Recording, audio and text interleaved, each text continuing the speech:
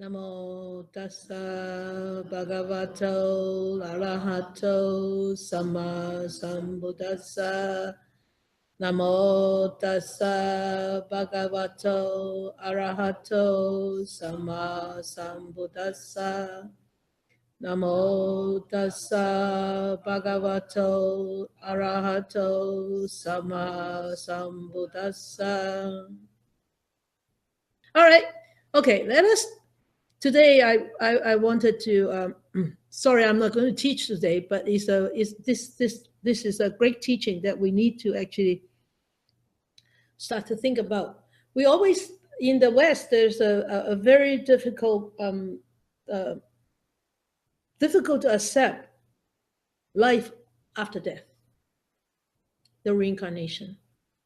Okay, in the East, it's actually a very common thing that we all believe, even though we haven't died and we haven't experienced that life after death. As the Buddha said in the Kalama Sutta, we don't just believe. We don't just believe because it is logical. We don't just believe because it is passed down by the tradition. We don't just believe because it's the teacher says so. And all those 10 points, you remember, I kept constantly reminding you folks of. But this life, this consciousness thing, this rebirth of this consciousness thing is actually a very important issue, important teaching in the Buddhist tradition. After this material body died, what goes into the samsara? What goes round? What goes into the deaths and birth cycle? We always say that we want to be rid of Mara. And what Mara is doing is Mara is actually tempting us constantly going round in circles in this samsara, right? These constant cycles of birth and death. So there are cycles of birth and death. So after we die, who is going to be reborn? So in the Buddhist thought is, in the Buddhist philosophy, or what the Buddha thought is the consciousness, the energy of the consciousness will be reborn, will take another form. Whatever form it will take actually depends on, a lot of scholars said depends on three things. First, depends on the last thought.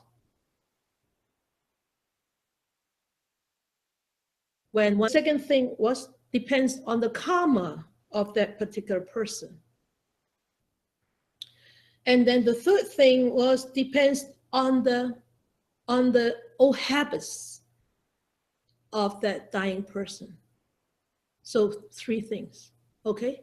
The last thought and the karma of that person. So if at the time of death, if the karma of that person, if the unwholesome karma, the seeds of the unwholesome karma surface at that moment, so that person will be overwhelmed by these unwholesome thoughts.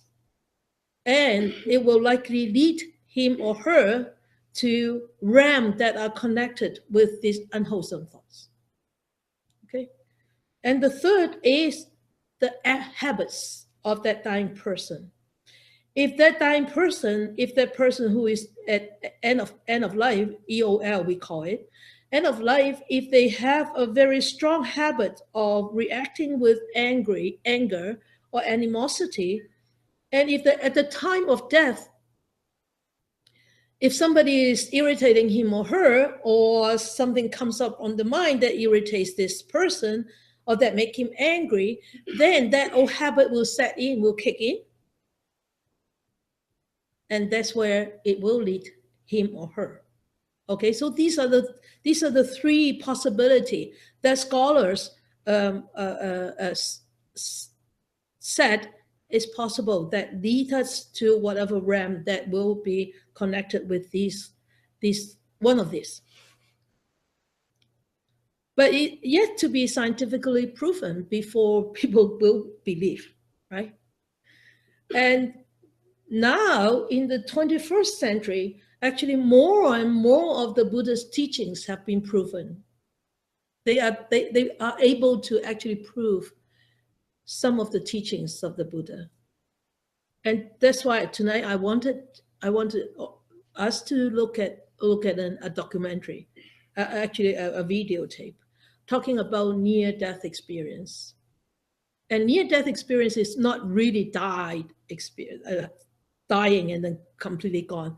But at that moment, that person could be medically certified to be dead with no brain activity and very minimal vital signs. So, but yet they came back to life. And we can see from this video, I wanted you to just watch it, and then we can go for a little bit of discussion tonight, and then we watch another little bit next week, and then we'll go for another little bit of discussion.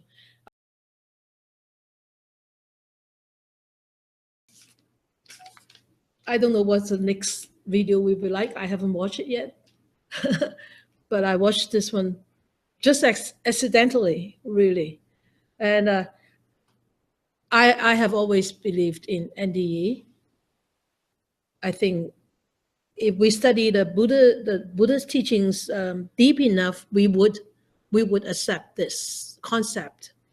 But it's just that our human concept is so strong that it's very difficult to accept something like this out of the box.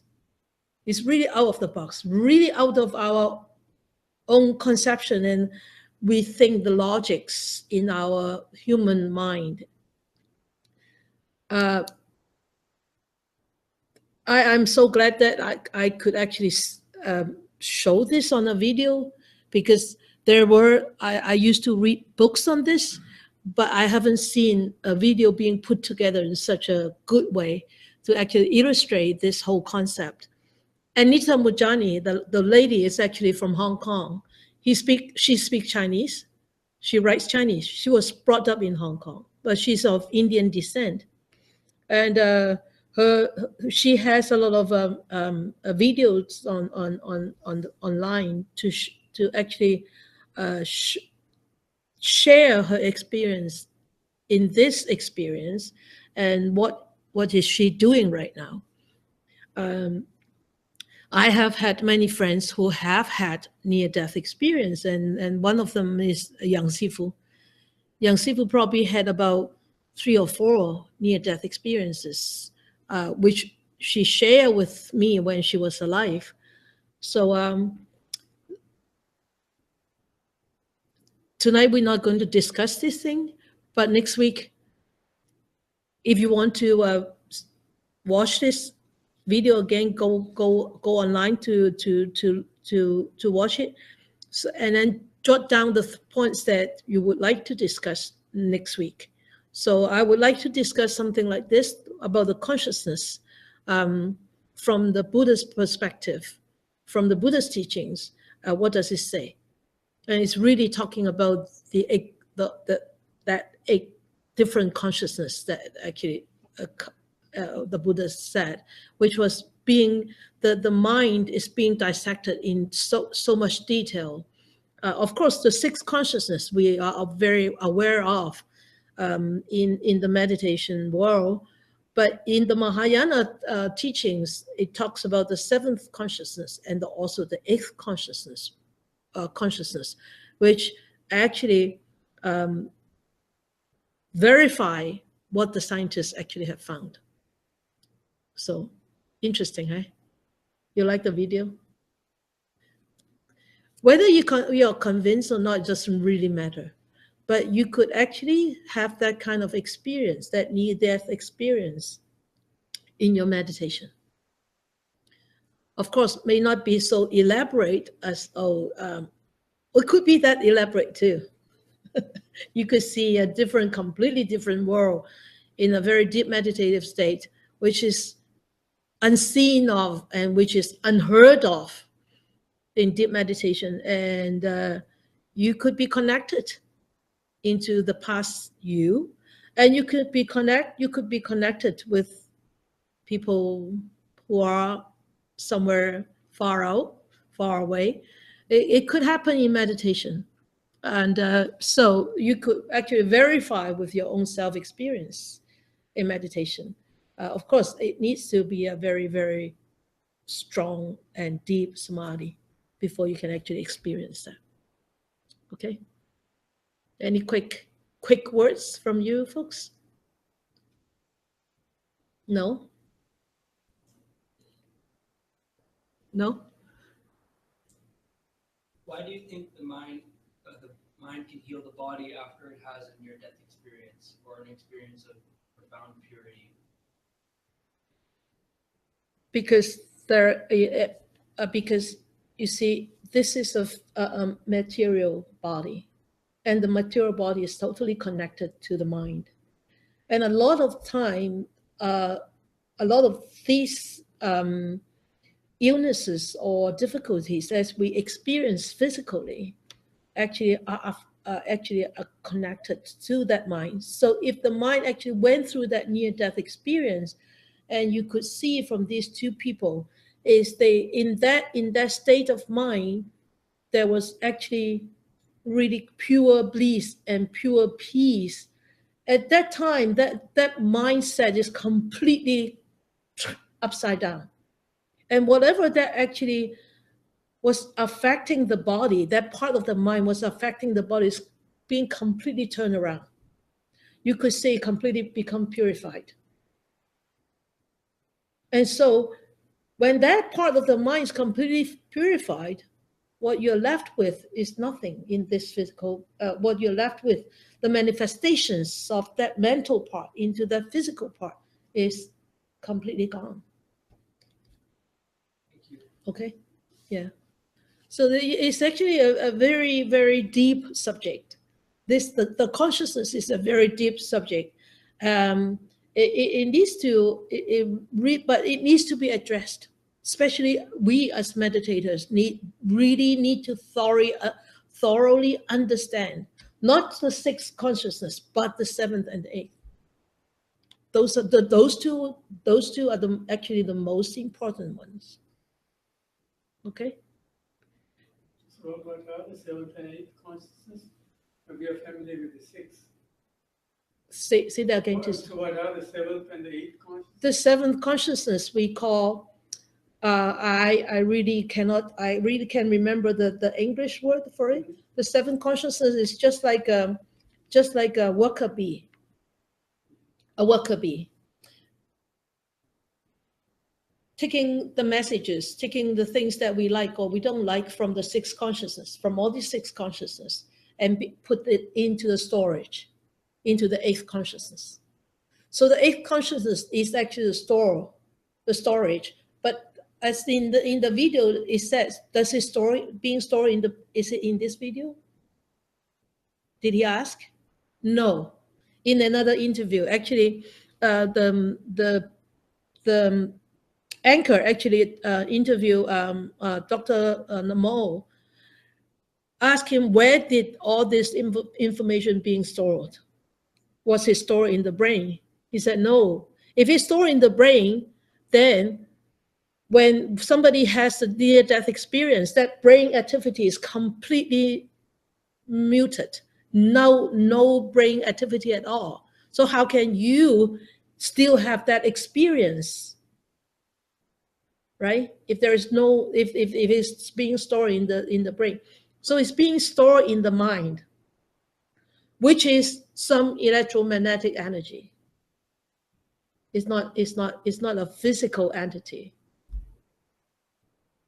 Yeah, well, the other thing that was interesting to me is,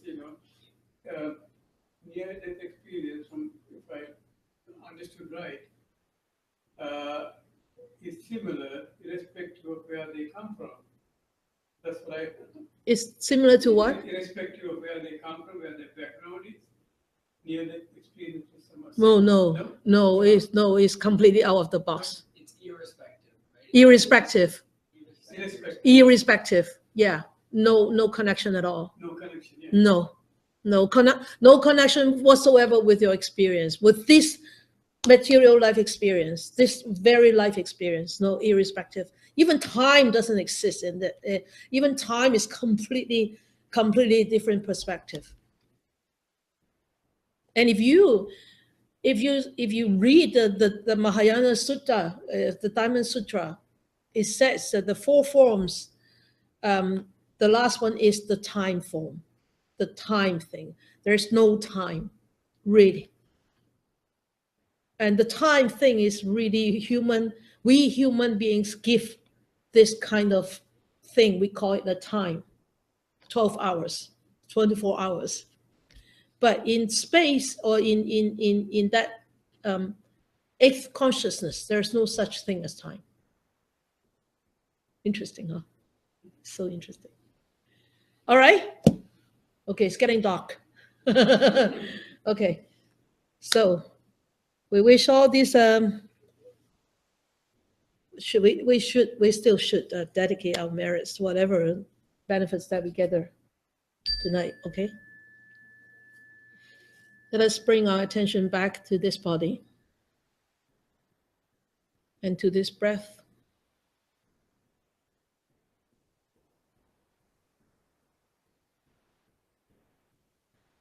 Quietly experiencing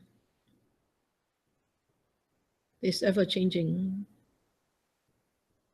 phenomenon pertaining to our own existence right here, right now.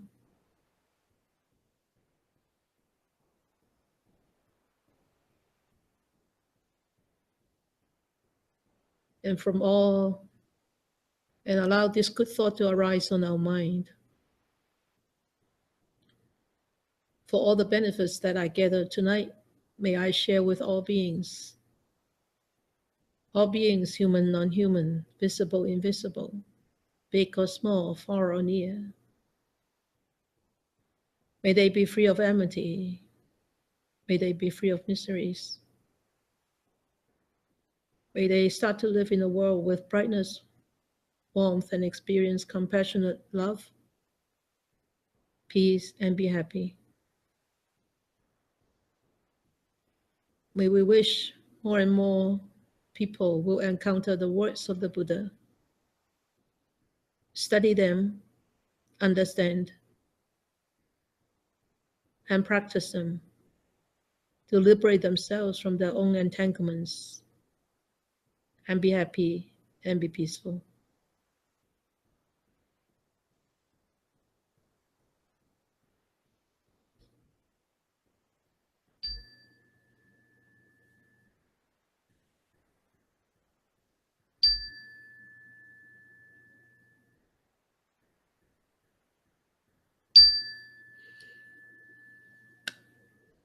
Okay. Good night. Have a good week.